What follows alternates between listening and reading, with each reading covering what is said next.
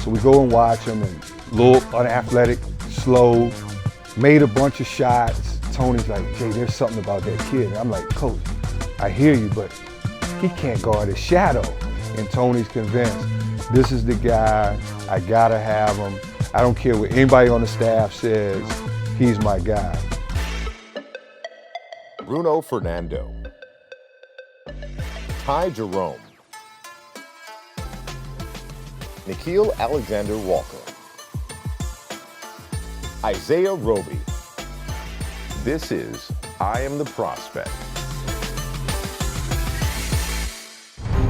For Ty Jerome, the same doubts about his game followed him from New York City to Charlottesville. But under the Cavaliers coaching staff, his game blossomed quickly. I got stronger, I got a little quicker. I just kept working on my game. I kept sharpening all areas. Coach Vic, my high school coach, he always preached defense too. So he taught me how to defend, taught me the basic principles. And then Coach Mann just constantly preached to stay continuous. Obviously he got stronger, was able to take bumps. He improved some of his quickness, believe it or not. But he just worked himself into a heck of a ball player. Jerome also learned how to deal with disappointment. Virginia's historic loss to UMBC at the end of his sophomore year could have derailed the program, but Ty wouldn't let that happen. As I've learned over the last several years is how you deal with adversity and how they dealt with it. They were a lot more resilient than I was. I struggled more than the players did, which is good. And their ability to be resilient and their ability to understand and say, this is not it for us. This is like not the end of the world. This is not the last breath of our life. He had a conversation with Coach Bennett, and he said, we'll be okay. We're gonna grow from this, we're gonna learn from this.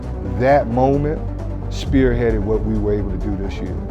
In the ultimate redemption story, and after 114 years of basketball in Charlottesville, the Cavaliers are national champions.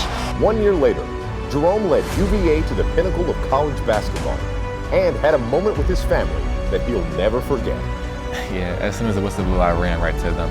I looked at them and I ran right to them because that's what I wanted to celebrate was right away. They've sacrificed everything for me to be here, and just seeing them proud and seeing them cry, it was really emotional. It was amazing. My kid who had like just watched his whole life growing up and playing basketball, everybody's celebrating, and he comes running over and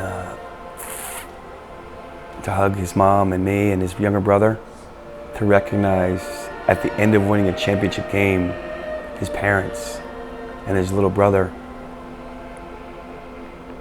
I don't know who does that. Now Jerome's journey from New York to Charlottesville will continue in the NBA, but the chip on his shoulder remains, as does his drive to succeed. I heard my game wouldn't translate to the ACC.